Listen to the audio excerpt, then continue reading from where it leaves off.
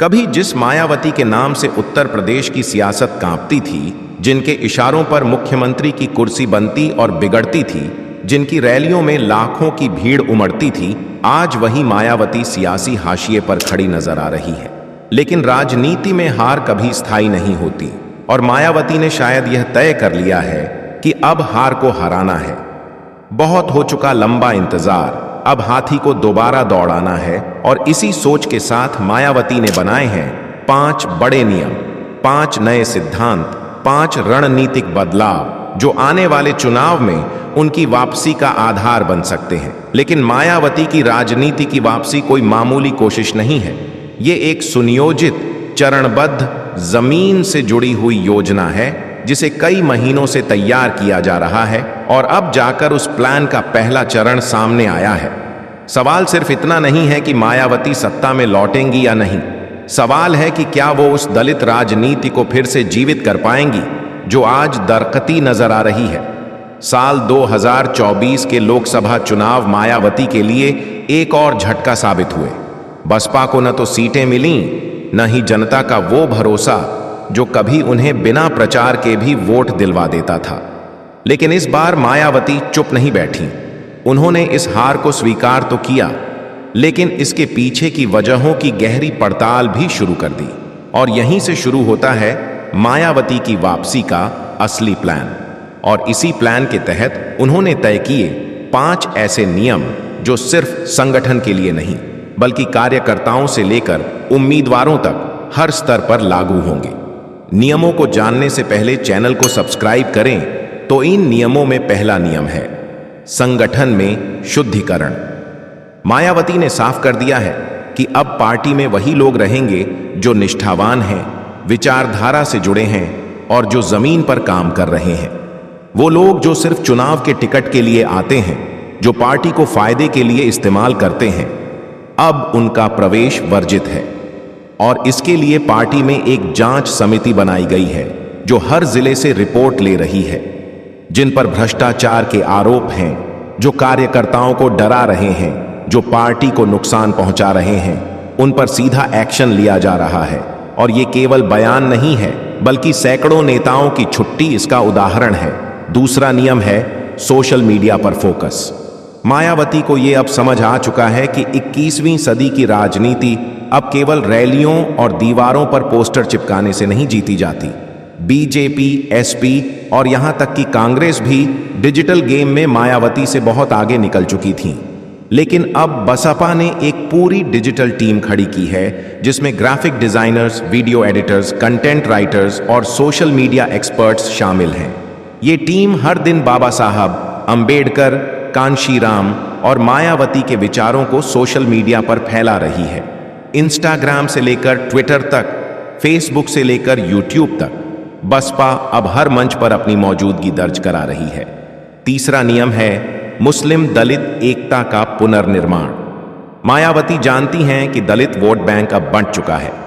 चंद्रशेखर आजाद जैसे नेताओं ने युवाओं में अपनी जगह बना ली है, वहीं मुस्लिम वोटर सपा और कांग्रेस के बीच झूल रहा है।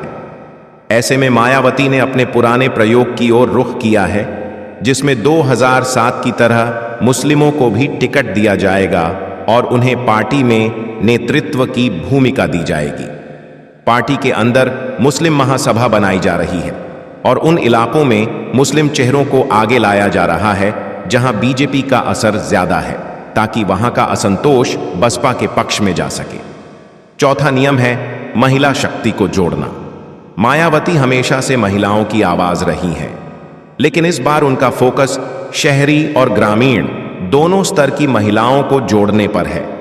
अब बसपा हर जिले में महिला सम्मेलन कर रही है जहां मायावती की उपलब्धियों को दिखाया जा रहा है, जैसे कि महिलाओं के लिए आरक्षण, महिला सुरक्षा के लिए किए गए कानून और बेटी बचाओ जैसे मुद्दों पर उनका स्टैंड। साथ ही मायावती ने ऐलान किया है कि इस बार विधानसभा और लोकसभा में महिलाओं को 33% तक टिकट देने की कोशिश की जाएगी। पांचवां और सबसे क्रांतिकारी नियम है बूथ लेवल पर संगठन निर्माण। मायावती को पता है कि चुनाव केवल बड़े नारों से नहीं जीते जाते, बल्कि हर बूथ पर मजबूत उपस्थिति चाहिए।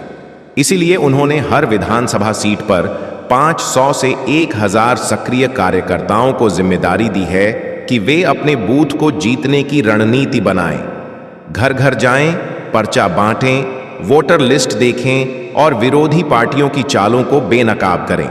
इसके लिए पार्टी अब टेक्नोलॉजी का सहारा ले रही है। मोबाइल ऐप्स के जरिए कार्यकर्ता रिपोर्ट भेज रहे हैं और एक केंद्रीय टीम उनका आकलन कर रही है। ये 5 नियम केवल घोषणा नहीं है, ये मायावती की राजनीति की दूसरी पारी की बुनियाद है। लेकिन रास्ता आसान नहीं है, क्योंकि अब सियासत में मुकाबला चंद्रशेखर जैसे युवा नेताओं से है, जिनकी भाषा आक्रामक है, शैली तेज है और जिनका सोशल मीडिया पर असर गहरा है। ऐसे में मायावती के सामने केवल बीजेपी या एसपी नहीं, बल्कि नई पीढ़ी भी चुनौती बनकर खड़ी है। लेकिन मायावती ने अपनी सियासी जिंदगी में कई बार ये दिखाया है कि जब सब उन्हें हारा मान लेते हैं, तभी वो जीत की इबारत लिखती हैं। लेकिन मायावती को सिर्फ योजनाएं बनानी नहीं आती, उन्हें लागू करना भी आता है। इसीलिए इन 5 नियमों को कागजों तक सीमित नहीं रखा गया है।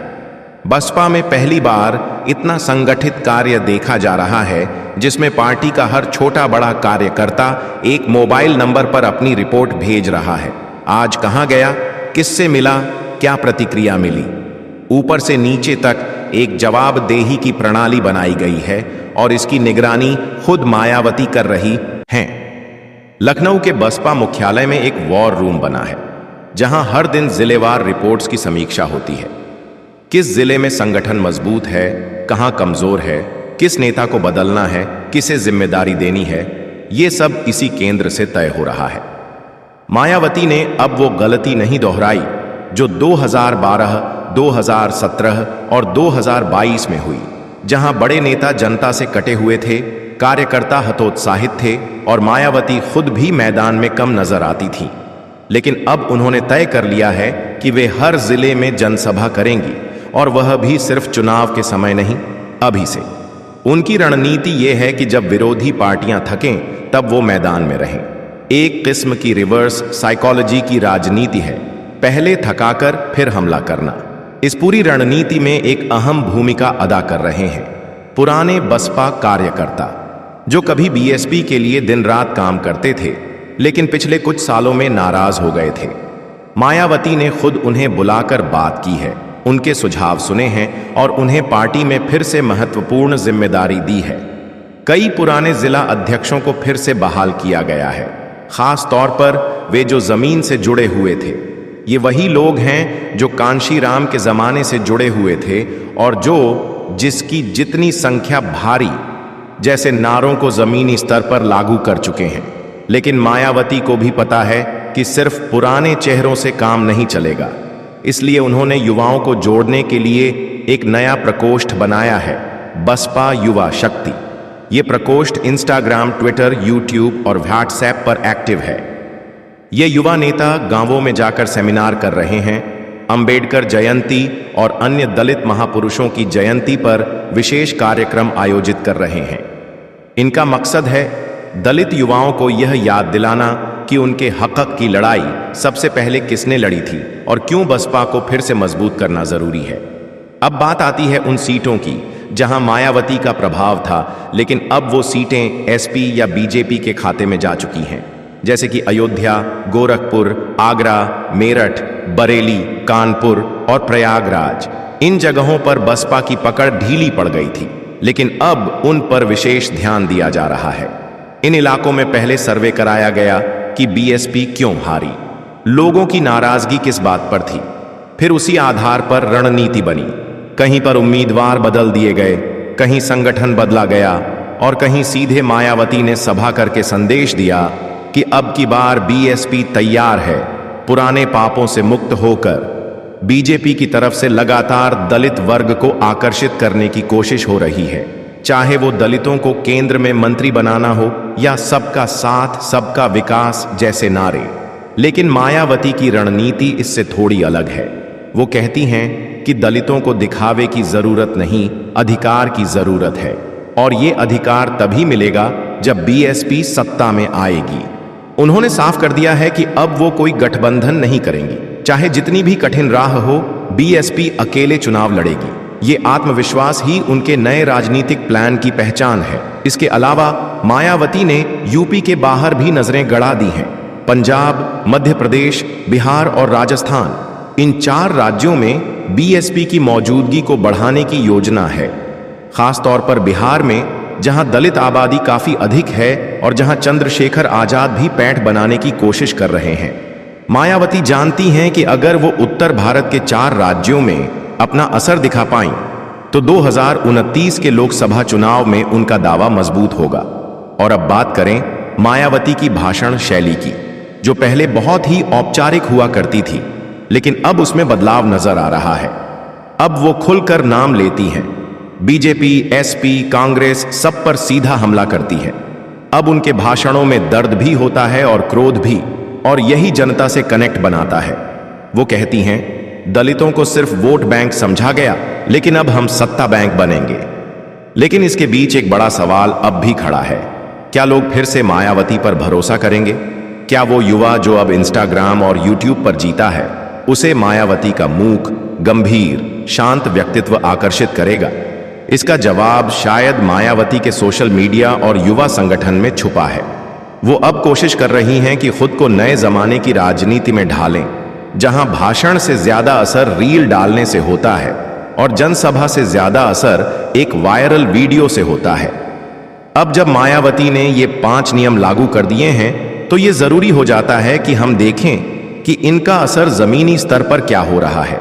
क्या कार्यकर्ता वाकई सक्रिय हो रहे हैं? क्या बूथ स्तर पर संगठन मजबूत हो रहा है? और सबसे जरूरी, क्या जनता दोबारा बीएसपी की तरफ देख रही है?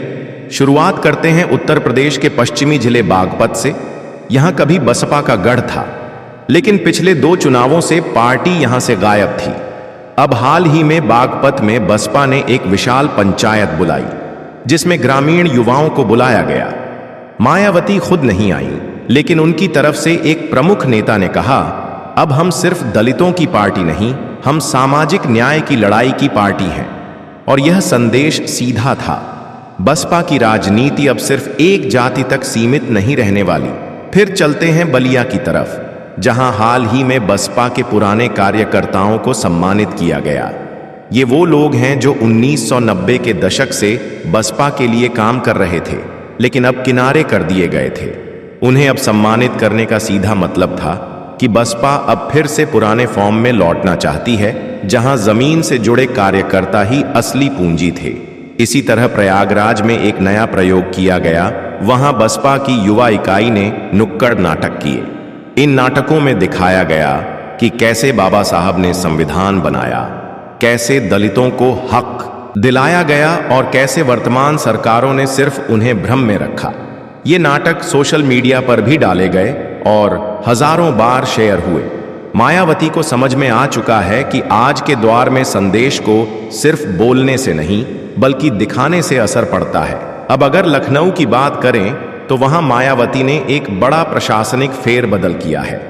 पुराने ऑफिस में नई टेक्नोलॉजी डाली गई है। डेटा एनालिसिस की टीम बुलाई गई है, जो हर विधानसभा की जातिगत, धार्मिक और आर्थिक प्रोफाइल का विश्लेषण कर रही है। ये टीम तय करती है कि किस क्षेत्र में किस तरह का उम्मीदवार उतारना चाहिए, कौन से मुद्दे लोगों को जोड़ सकते हैं और किस पार्टी की क्या कमजोरी है। ये बिल्कुल बीजेपी के चुनावी मॉडल की तरह है, जहां हर सीट पर महीनों पहले से काम शुरू हो जाता है। लेकिन मायावती को सिर्फ चुनावी जीत की ही नहीं, पार्टी की वैचारिक रीढ़ को भी फिर से खड़ा करना है। इसीलिए अब हर महीने बसपा के जिला कार्यालयों में सामाजिक न्याय संगोष्ठी की शुरुआत की गई है। यहां पर बाबा साहब अंबेडकर, कांशीराम और अन्य सामाजिक क्रांतिकारियों के विचारों पर चर्चा होती है। ये गोष्ठियां न सिर्फ कार्यकर्ताओं को वैचारिक रूप से मजबूत करती हैं, बल्कि उनमें आत्मबल भी भरती हैं। बीएसपी की राजनीति में हमेशा एक बात रही है, अनुशासन। मायावती ने अपने नियमों में इसे और कठोर किया है। अब कोई भी पार्टी नेता बिना अनुमति के प्रेस से बात नहीं कर सकता। कोई भी सोशल मीडिया पर व्यक्तिगत बयानबाजी नहीं कर सकता। जो ऐसा करेगा, उसे पार्टी से तत्काल बाहर कर दिया जाएगा। कई जिले के नेता पहले ही बाहर हो चुके हैं, जिससे बाकी लोगों में एक संदेश गया है। अब बसपा चलानी है तो नियमों से चलानी है। अब सवाल है कि इन सब प्रयासों का असर क्या दिख रहा है। चुनाव तो अभी दूर हैं, लेकिन जनता का मूड धीरे धीरे बदलता दिख रहा है। खासकर वो वर्ग जो एसपी से नाराज है, बीजेपी से थका हुआ है और कांग्रेस को विकल्प नहीं मानता, वो अब फिर से बसपा की तरफ देख रहा है। और ये मायावती की सबसे बड़ी जीत है, क्योंकि जब जनता एक बार फिर से उम्मीद की नजर से देखना शुरू करती है, तब सियासत की जीत बस कदम भर दूर होती है। लेकिन मायावती जानती हैं कि केवल वोट वापस नहीं लाने, बल्कि उम्मीद वापस लाने की लड़ाई है। क्योंकि पिछले कुछ वर्षों में बीएसपी के समर्थन में जो भावनात्मक जुड़ाव था, वो टूट गया था। वो दर्द, वो आक्रोश जो कभी दलित आंदोलन की ताकत था, वो अब इंस्टाग्राम रील्स और मीम्स में बिखर गया है। अब इस टूटे हुए आत्मसम्मान को फिर से जोड़ने के लिए मायावती ने एक और नियम जोड़ा है, जिसे छठा लेकिन छुपा हुआ नियम कहा जा सकता है, सम्मान का संकल्प। अब हर भाषण में मायावती ये जरूर कहती हैं, दलितों का सम्मान हमारा पहला काम। ये सिर्फ नारा नहीं है, बल्कि एक भावनात्मक रिश्ता बनाने की कोशिश है, जिससे वोटर खुद को जुड़ा महसूस करे। और इस सम्मान की भावना को मजबूत करने के लिए बसपा अब अपनी सभाओं में सिर्फ भाषण नहीं दे रही, बल्कि लोगों को सम्मानित भी कर रही है। जैसे स्थानीय दलित डॉक्टर, वकील, शिक्षक और सामाजिक कार्यकर्ताओं को मंच पर बुलाया जा रहा है। इससे एक संदेश जाता है कि बीएसपी सिर्फ सत्ता की पार्टी नहीं, समाज के सम्मान की पार्टी है। अब मायावती की वापसी की इस पूरी योजना को अगर किसी एक चीज में समेटना हो, तो वो है संगठित सत्ता की भूख। मायावती अब वही महिला नहीं है जो 1717 या 2022 में हारी हुई नजर आती थी। वो अब हर सभा में पहले से कहीं ज्यादा आत्मविश्वास से बोलती हैं। अब वो हर विपक्षी पार्टी को उनके नाम लेकर चुनौती देती है। और यही मायावती की नई सियासत है, डरी हुई नहीं, बल्कि डराने वाली। उनका चौथा बड़ा नियम गठबंधन नहीं, आत्मनिर्भरता अब असर दिखा रहा है। बसपा अब किसी के साथ सीट बंटवारे की राजनीति नहीं करना चाहती। मायावती ने खुलकर कहा, गठबंधन हमें कमजोर करता है, आत्मनिर्भरता ताकत देती है। यही कारण है कि उन्होंने 2024 के लोकसभा चुनाव में न एसपी से हाथ मिलाया, न बीजेपी से। और अब जब 2037 का यूपी विधानसभा चुनाव धीरे धीरे करीब आ रहा है, मायावती पूरे दमखम के साथ अकेले मैदान में उतरने की तैयारी कर रही हैं। पार्टी के अंदरूनी सूत्र बताते हैं कि अब बसपा में वर्क बाय रिजल्ट की नीति लागू हो गई है, यानी जो नेता जितना काम दिखाएगा उतनी तरक्की पाएगा।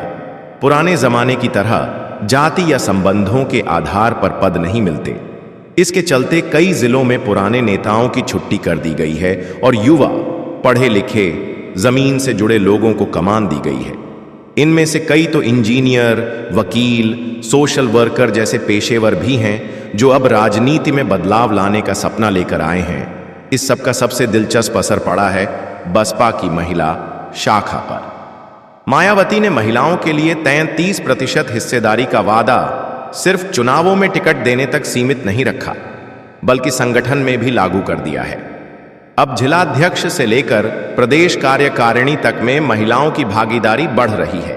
साथ ही दलित महिलाओं को नेतृत्व के लिए तैयार किया जा रहा है। बसपा की भीम बहन शक्ति नाम की महिला शाखा पूरे उत्तर प्रदेश में सक्रिय हो चुकी है। मायावती अब यह समझ चुकी हैं कि अगर उन्हें दलितों के साथ साथ पिछड़े, अल्पसंख्यक और गरीब सवर्णों को भी जोड़ना है, तो उन्हें केवल जातिगत नारों से आगे बढ़कर विकास और आत्मसम्मान की राजनीति करनी होगी। इसीलिए अब उनके भाषणों में जाति कम और अधिकार शब्द ज्यादा सुनाई देता है। एक और चीज जो बदली है वह है मायावती की छवि। पहले वह एक गंभीर और दूरदराज नेता के रूप में देखी जाती थीं, लेकिन अब वह सोशल मीडिया पर लगातार दिखाई देती हैं। ट्विटर, फेसबुक, इंस्टाग्राम पर बयान, वीडियो संदेश और युवाओं से संवाद। उन्होंने पहली बार यूट्यूब चैनल लॉन्च किया है, जहां हर सप्ताह संगठन की गतिविधियों, कार्यकर्ताओं की कहानी